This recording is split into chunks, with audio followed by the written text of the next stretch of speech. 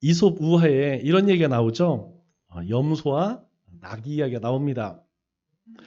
한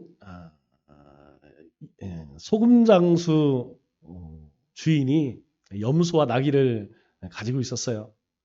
그런데 이 주인은 나귀를 아주 사랑했습니다. 왜냐하면 소금을 잘 날랐기 때문이죠.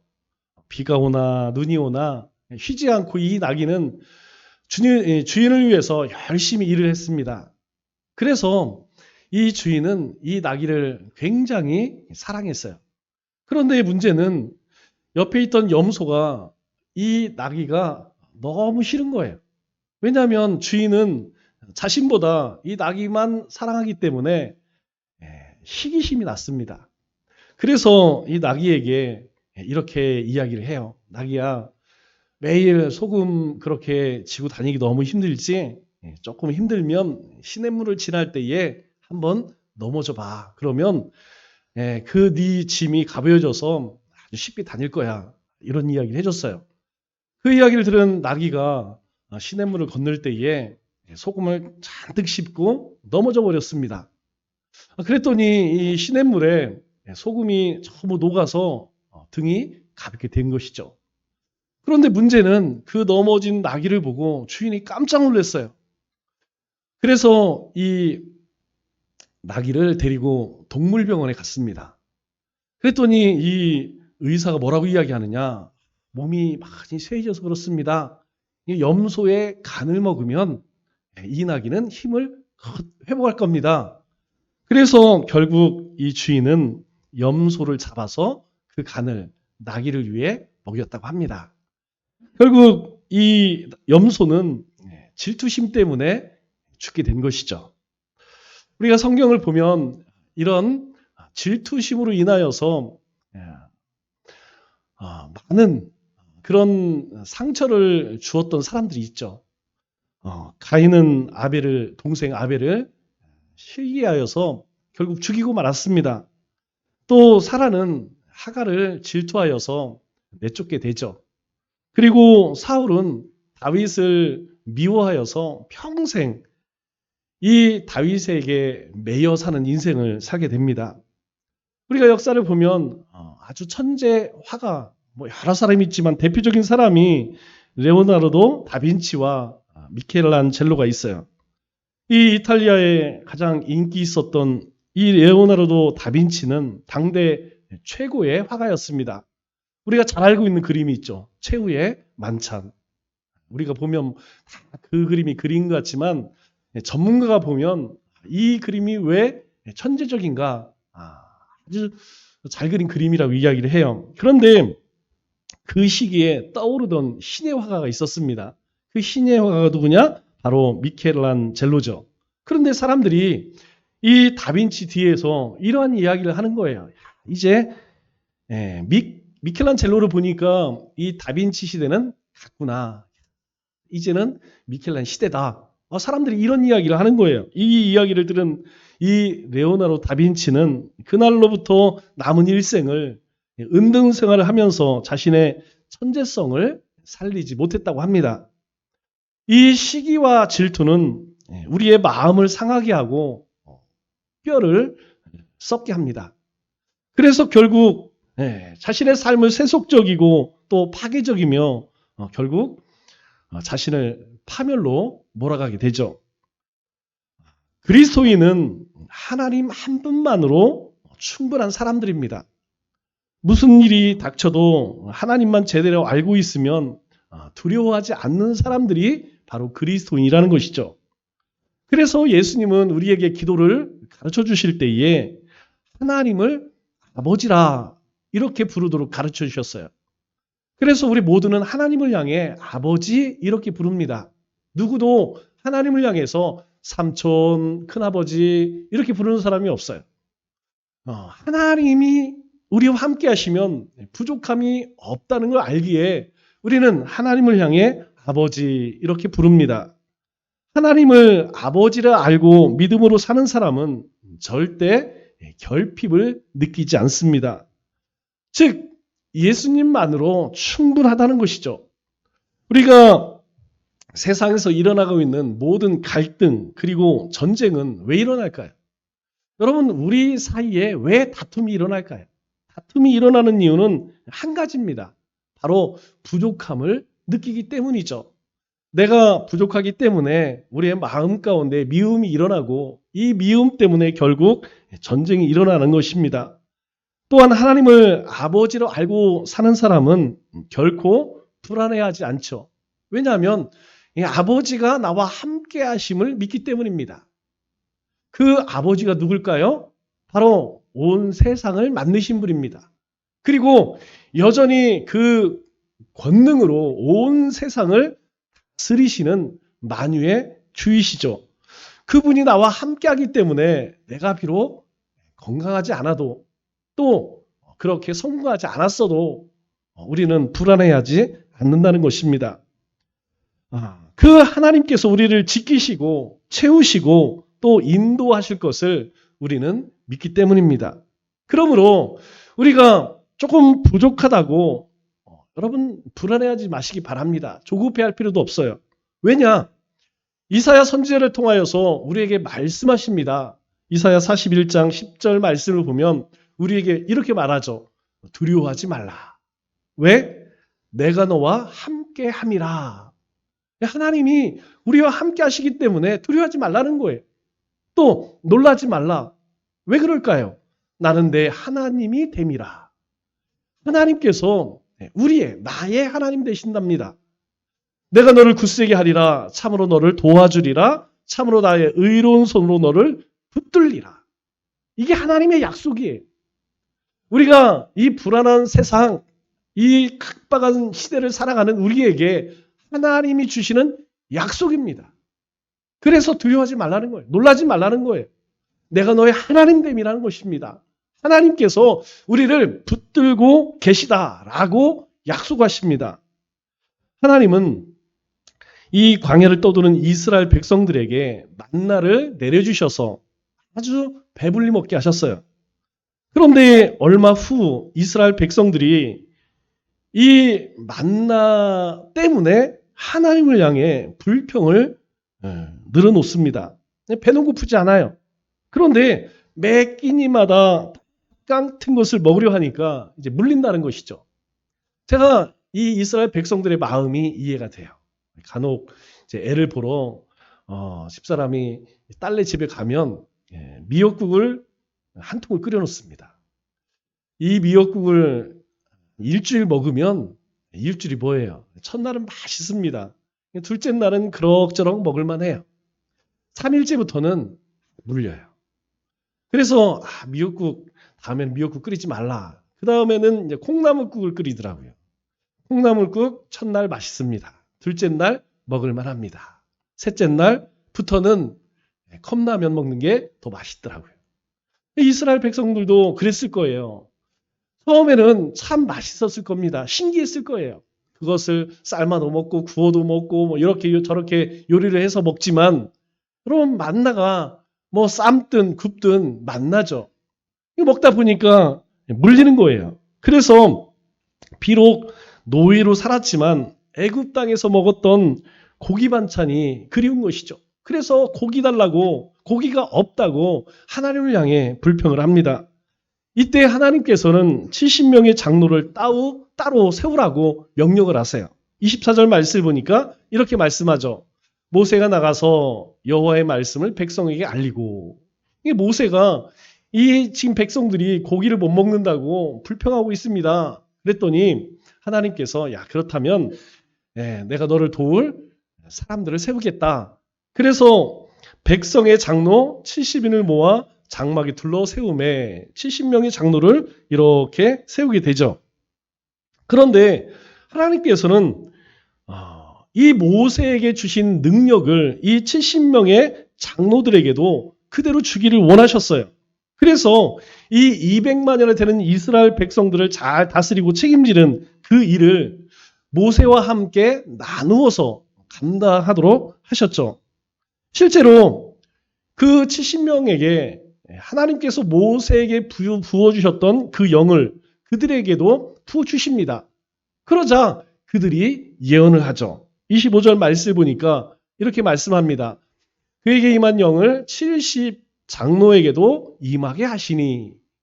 그가 누구예요? 모세죠? 모세에게 부어졌던 하나님의 영, 그 영을 이 70명의 장로에게도 부어줬더니 영이 임할 때에 그들이 예언을 하다가 예언했다는 거예요. 예언이 뭐예요? 여러분, 예언은 미래에 일어날 일들을 그걸 이야기하는 것이 아니고 하나님의 말씀을 의미합니다. 그들이 하나님의 말씀을 이야기했다는 거예요. 하나님이 영이 임하니까 이 하나님의 뜻이 무엇인지, 하나님이 무엇을 행하기를 원하시는지 알고 그들이 예언을 하기 시작했다는 것입니다. 그런데 그때에 분명 70명의 장로를 불렀는데 성막에서 나오지 않은 두 사람이 있었어요. 그 사람은 이 두 사람은 자기 진영에 있다가 얼떨결에 68명이 받았던 그 능력을, 그 하나님의 영이 임해서 예언을 하는 능력을 똑같이 받게 됩니다. 26절 말씀 볼까요? 그 기명된 자 중, 기명대장이 누구예요? 70명이죠. 70명을 하나님 부르셨어요. 그런데 엘닷이라고 하는 사람과 메닷이라고 하는 두 사람이 자기 진영에서 나오지 않고 그대로 있었습니다. 분명 모세는 이 70명을 불러서 이 장막 가운데에서 그 하나님의 영을 부어주길 원했습니다. 그런데 이 엘닷과 메닷이라고 하는 사람은 나오지 않았습니다. 그냥 자기 장막이 있었어요. 그런데 68명에게 임했던 그 영이 함께하지 않았던 이 엘닷과 메닷에게도 동일하게 임합니다. 그래서 그들에게도 영이 임하였으므로 진영에서 예언한지라. 비록 이 두 사람은 이 모세가 부른 곳으로 나오지 않았지만 그럼에도 불구하고 자기 진영에서 이 하나님의 영이 임하고 그리고 예언을 하게 되었던 것이죠. 그런데 이 모습을 한 소년이 보고 모세에게 이와 같이 알립니다. 27절입니다. 한 소년이 달려와서 모세에게 전하 이르되 엘닷과 메닷이 진중에서 예언하나이다. 이 말의 뜻은 이 모세가 불렀음에도 불구하고 나오지 않았던 이 두 사람이 하나님이 영이 임해서 자기 집에서 지금 예언을 하고 있습니다. 이렇게 한 소년이 모세에게 이야기를 했어요. 그런데 이 이야기를 곁에서 들은 여호수아가 모세에게 이와 같은 이야기를 합니다. 28절에 택한 자 중에 한 사람 곧 모세를 섬기는 눈의 아들 여호수아가 이렇게 길게 이야기하는 의미가 뭐예요? 바로 이 여호수아는 모세의 최측근이었습니다. 비서 같은 사람이었죠. 그래서 하나님의 언약 10계명을 받을 때에도 이 시내산에 올라갈 때에 유일하게 그 시내산 입구까지 함께 했던 사람이 누구냐? 여호수아였습니다. 여호수아는 하나님께서 이 모세의 삶 속에 어떻게 역사하는지, 이 모세가 이스라엘 백성을 인도하실 때 하나님께서 모세를 어떻게 사용하시는지 곁에서 다 보았던 사람, 모세의 최측근, 바로 그 사람이 여호수아였죠. 그래서 여호수아를 소개할 때에 깁니다. 택한 자 중 한 사람, 곧 모세를 섬기는 눈의 아들 여호수아, 이렇게 소개하고 있는 것이죠. 그런데 여호수아가 모세에게 어떤 이야기를 하느냐? 내 주 모세여 그들을 말리소서, 이렇게 이야기하는 거예요. 즉 이 모이라고 한 곳에 나오지 않았던 이 두 사람, 그 두 사람이 자기 집에서 하나님의 말씀을 예언하는 것, 그것을 못하게 하십시오. 막으십시오. 그렇게 하는 것이죠. 그러면 여호수아는 왜 이 엘닷과 메닷이 예언하는 것을 말리라고 모세에게 건의했을까요? 이 엘닷과 메닷은 모세가 장막에 나오라는 명령에 불순종한 사람들입니다. 어떻게 보면 이 모세의 권위를 위협하는 행위가 될 수도 있죠. 지금 이스라엘 백성들은 광야 가운데 있습니다. 그런데 모세가 명령을 내렸는데 복종하지 않았어요. 분명 모이라 그랬음에도 이 두 사람은 뭔 일인지는 모르겠지만 나오지 않았습니다. 불순종했다는 것이죠. 그래서 여호수아가 볼 때에는 여러분 좀 괘씸하지 않아요? 지도자의 권위를 보이기 위해서라도 이 두 사람을 그냥 두어서는 안 됩니다. 이런 의미이죠. 우리가 이 이야기를 들어보면 충분히 공감이 돼요. 여러분 우리가 종종 교회에서 이제 봄, 가을로 청소를 합니다. 청소를 하면 항상 나오는 사람들은 열심히 나와. 안 나오는 사람들은 안 나와. 다 일이 있겠죠. 또 우리가 어떤 일들을 할 때에 어떻습니까? 어떤 사람은 꼭두 새벽부터 나와서 열심히 하는 사람이 있는가 하면 또 어떤 사람은 거의 끝나갈 무렵에 나와서 밥 먹을 때죠. 밥 먹을 때 나와서 그냥 몇 번 이렇게 하면서 마치 자기가 다 한 것처럼 또 그렇게 이야기하는 사람들이 있어요. 이런 사람들 보면 사실 좀 꼴보기 싫어. 꼴보기 싫어요. 지금 모세의 마음이 그런 겁니다. 어떤 사람들은 모세의 명령에 순종하여 다 모여서 그 앞에서 이렇게 모세의 말에 순종하고 하나님의 영을 받았는데 이 두 사람은 모세의 말을 듣지 않고 자기 진영에 있다가 똑같이 68명과 똑같이 하나님의 영이 임하고 예언하는 거 보니까 여호수아의 마음이 불편한 거죠. 그런데 뜻밖의 모세는 여호수아에게 이렇게 묻습니다. 29절 보니까 뭐라고 이야기하느냐? 모세에게 여호수아에게 이르되 내가 나를 두고 시기하느냐? 이렇게 이야기를 해요.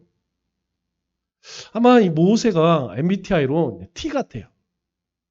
이게 여호수아가 분명히 무슨 의도로 이야기하는지 모세가 몰랐을까요? 몰랐겠죠. 그런데 모세가 여호수아에게 뭐라고 이야기하느냐? 앞뒤 다 끊고 뭐라고 이야기하냐면 네가 나를 시기하느냐? 이렇게 묻는 거예요. 이 말은 이 여호수아 내면 깊은 곳에 도살인 시기심을 지적한 말이라는 것이죠. 여호수아의 의도는 왜 불순종한 그들에게 동일한 은혜가 주어지느냐? 지금 그런 시기심이 담겨져 있는 말이라는 것이죠. 그러면 시기심은 누구를 위한 것일까요? 이 시기심은 남 때문이 아니라 자기 때문에 생기는 마음입니다. 내가 남보다 더 중요하다고 생각할 때 생겨나는 마음이라는 것이죠. 내가 받아 누려야 할 그 모든 것들을 다른 사람이 누린다고 생각할 때 우리의 마음속에 이 시기심은 끓어오르고 그리고 심각한 내면의 갈등이 생기는 것이죠. 모든 사람들 사이에는 늘 이런 시기심이 들끓고 있습니다. 내가 못하는 것, 여러분 누군가가 해냈어요. 어떤 마음이 듭니까? 축하해줘야 되죠. 잘했다 칭찬해줘야 되죠. 그런데 실상은 그렇지 않다는 것이죠. 누군가 내가 하지 못하는 것을 잘했으면 그것을 우리가 함께 기뻐해야 되는데 실제로는 잘 안 됩니다. 오히려 마음속에 시기심이 들죠. 옆집 아들이 시험에 합격을 했어요. 여러분 그러면 어떻게 해야 할까요? 참 잘됐다 축하해줘야 되죠. 그런데 이게 잘 안 되는 거예요. 마음속에 왠지 이 배알이 꼴리기 시작합니다. 그래서 우리 속담에 어떤 말이 있어요? 사촌이 땅을 사면 내가 배가 아파. 아니 사촌이 땅을 사면 함께 즐거워해야 되죠. 그런데 그러지 못한 것이 우리라는 것입니다. 우리가 살아가는 세상이라는 것이죠. 모세가 여호수아의 마음을 꿰뚫어 보고 있었던 것입니다. 그러면 여러분 어떻습니까? 우리는 우리 주변에 이렇게 좋은 일들이 있을 때에 축하를 해줍니까? 아니면 시기심이 생깁니까? 내가 하지 못하는 것을 누군가가 할 때에 여러분 어때요? 어떤 마음이 듭니까? 혹시 질투심이 생기지 않습니까? 우리 로마서 12장 15절 말씀을 보니까 우리 큐티 가운데 이런 말씀이 나와요. 로마서 12장 15절 말씀입니다. 즐거워하는 자들과 함께 즐거워하고 우는 자들과 함께 울라. 이렇게 말씀하죠. 여러분 이 말씀을 한번 천천히 생각해 보세요. 즐거워하는 자들과 함께 즐거워하고 우는 자들과 함께 울라. 요즘 말로 공감해줘라 이런 뜻이죠. 그런데 이게요 쉽지가 않습니다. 즐거워하는 자들 어떤 축하받을 일이 있어요. 좋은 일이 생겼습니다. 그러면 같이 즐거워해줘야 되는데 그럴 수 없다는 것이죠. 왜? 배가 아프니까. 축하해줘야 되는데 축하가 안 되는 거야. 함께 즐거워해야 되는데 안 되는 겁니다. 우는 자들과 함께 울고 싶어요. 그런데 안 됩니다. 왜? 많이 생각해 보니까 저거 혼자 잘난 척 하다가 혼자 그렇게 설쳐대다가 그 꼴 났어. 당했어. 아유, 그냥 속이 후련해. 그래서요 함께 울어줘야 되는데 안 울어지는 거예요. 오히려 마음속이 후련해. 그러면 여러분 어떤 사람이 함께 울고 함께 즐거워할 수 있을까요? 여러분 우리가 거듭나지 않으면 주님 안에서 주님의 형상으로 새롭게 거듭나지 않으면 가능할까요? 가능하지 않습니다. 여러분 우리가 직장의 세상 사람들과 이렇게 교제를 나눌 때에 안 됩니다. 그런데 왜 우리에게 즐거워하는 자들과 함께 즐거워하고 우는 자들과 함께 울라고 말씀할까요? 우리는 그런 존재가 되었다는 거예요. 세상 사람들은 안 되지만 하나님의 백성 예수 그리스도로 말미암아서 새롭게 거듭난 하나님의 사람은 어떤 사람이든 그 사람이 내가 좋아하는 사람이든 미워하는 사람이든 그렇게 가깝지 않은 사람이라 할지라도 즐거운 일을 만나게 되면 함께 즐거워해 줄 수 있는 그런 존재가 되었다는 것입니다. 우리의 속사람이 변화되었다는 것이죠. 그러면 모세는 왜 여호수아의 이 시기심을 문제 삼았을까요? 나중에 따로 불러서 훈계를 해도 되고 또 혹은 그냥 지나가도 뭐 큰 문제가 없었을 텐데 왜 아프게 지적을 했을까요? 그것은 이 시기심을 해결하지 못하면 하나님께 쓰임받을 수 없었기 때문이죠. 모세가 왜 여호수아를 가까이 했을까요? 가까이 두었을까요? 하나님께서 후계자를 세우는 것이지만 모세는 아마 이 여호수아를 자신의 후계자로 이미 생각하고 있었을지도 몰라요. 그렇기 때문에 이 시기심이 가득한 여호수아가 아직 하나님을 알지 못한다는 결정적인 증거가 무엇이냐? 바로 모세는 이 여호수아의 시기심으로 보았던 것이죠. 내가 정말 하나님을 안다면 그 두 사람에게 그런 시기심을 가질 수 있느냐? 아니라는 것이죠. 왜냐하면 하나님께서는 지금 이 불평하는 이스라엘 백성들, 그들을 이 70인의 장로들을 통하여서 하나님의 백성으로 변화시켜 나가기를 원했어요. 그런데 여호수아는 그걸 보지 못한 것이죠. 하나님의 뜻을 보지 못한 것이죠. 모세는 하나님의 의도를 알았습니다. 그러나 여호수아는 알지 못했어요. 그래서 그 마음 가운데에 그들을 향한 질투심이 있었던 것이죠. 시기심이 있었던 것이죠. 아니 누구는 모세의 말에 이렇게 순종을 잘하는데 저 불순종하는 자들에게까지도 하나님의 영을 부어주고 예언케 해이되 즉시 그걸 못하게 하십시오. 집에 있건 밖에 있건 모세의 명령에 순종했건 순종하지 않았건 하나님이 하나님의 영을 부어주겠다고 하면 그것은 전적인 하나님의 주권이라는 것입니다. 여러분 오늘 우리가 어떻게 하나님의 거룩한 백성이 되었을까요? 어떻게 하나님의 축복을 누렸을까요? 내가 뭔가 하나님 앞에 좀 한 게 있어서 그럴까요? 아닙니다. 우리가 하나님의 자녀가 된 것은 내가 하나님의 그 축복 가운데 사는 것은 전적인 하나님의 은혜라는 거예요. 내가 잘해서 그런 것이 아니고 하나님께서 우리 인생에 부어주시는 은혜요 축복이라는 것입니다. 그런데 많은 사람들이 종종 이 하나님의 은혜를 망각해요. 그리고 뭔가 내가 하나님 앞에 잘해서 뭔가 하나님 앞에 충성해서 그래서 내가 구원받고 축복받은 것이라고 착각하고 살아가는 사람들이 많다는 것이죠. 하나님께서 누구에게 능력을 주시건 우리에게는 그것을 문제 삼을 권리가 없다는 것입니다. 내 마음에 들지 않는 사람, 그 사람을 하나님이 사랑하시고 축복하시고 그 길을 열어주시고 성공케 하시는 것은 하나님 마음이라는 거예요. 여호수아는 어떻게 하나님께 순종하지 않는 사람에게 똑같은 은혜를 줄 수 있느냐? 지금 그것을 말하고 있는 것이죠. 우리는 이것을 영적 교만이라고 이야기합니다. 하나님께서 행하시는 일, 우리가 하나님에 대해 잘 안다고 생각하는 순간부터 우리는 우리 자신이 하나님 되려고 해요. 왜 남을 비판할까요? 왜 다른 사람을 정죄하려고 할까요? 다른 게 아닙니다. 하나님은 나는 사랑하고 그러면 그 사람은 사랑하지 않을까요? 아닙니다.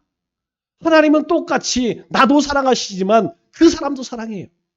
그런데 우리의 마음에 영적 교만함이 찾아오면 어느 순간부터 내 생각에 따라서 그 사람을 비난하고 정죄한다는 것이죠. 하나님의 주권에 도전하는 것입니다. 그래서 하지 말라는 거예요. 내가 비난하는 그 비난으로, 내가 헤아리는 그 헤아림으로 너도 똑같이 비난받고 너도 헤아림 받을 것이다. 주님께서 우리에게 말씀하는 것이죠. 만일 우리 아이가 농구 경기에 나갔어요.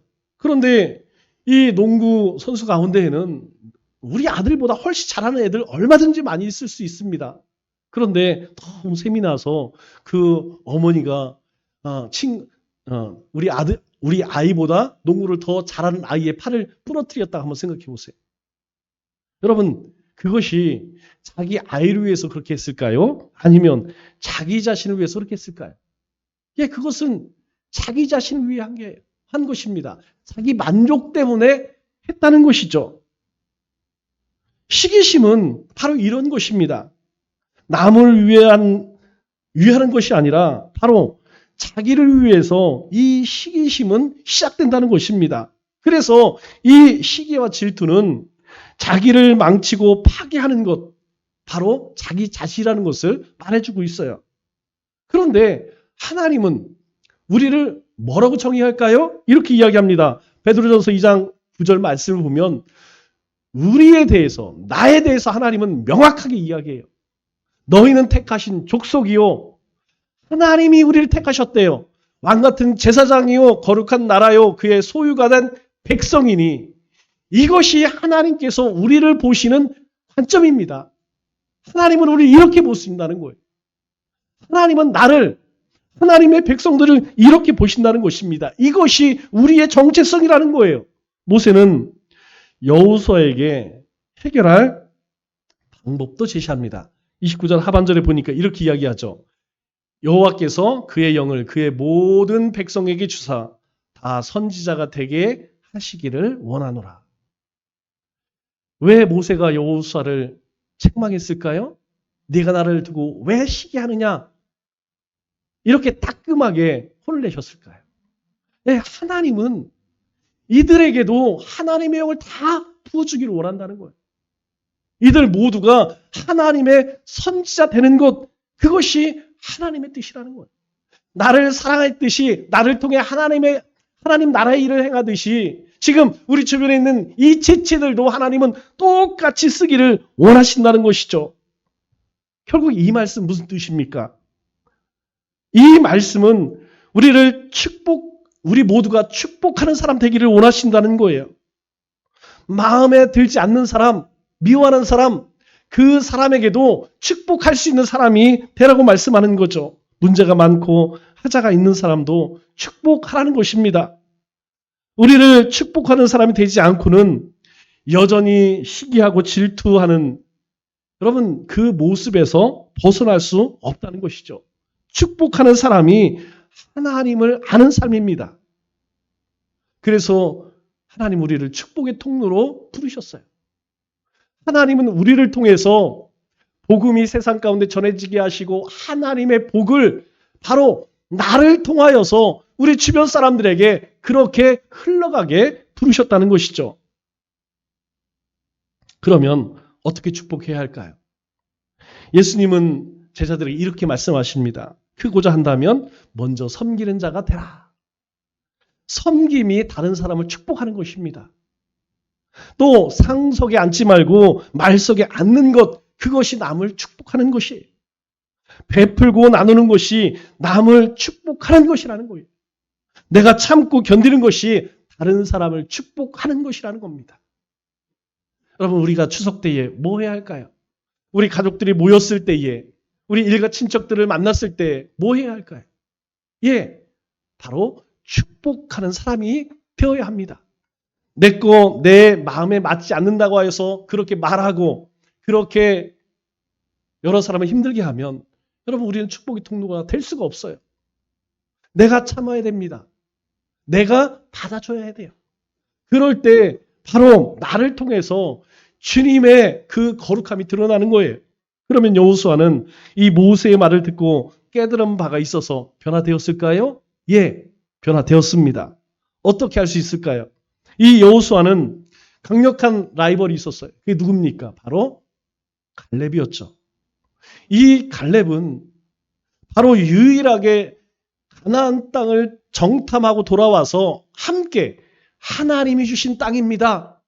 이 땅은 정복할 수 있습니다. 라고 했던 사람이, 여호수아와 갈렙만이 유일하게 애굽에서 나와서 가나안 땅에 들어간 사람입니다. 또 가나안 정복할 때에 이 여호수아와 갈렙이 앞장서서 그 일을 이루어냈죠. 분명 우리 안에 이 시기심이 사라져야 내가 시기하는 사람과의 관계가 풀려집니다. 갈렙은 분명 여호수아의 경쟁자가 될 수 있었어요. 그러나 여호수아는 이 갈렙과 경쟁하지 않았습니다. 이 갈렙이 여호수아에게 이야기할 때, 무엇을 요청할 때에 여호수아는 그 갈렙의 요청을 다 받아줘요.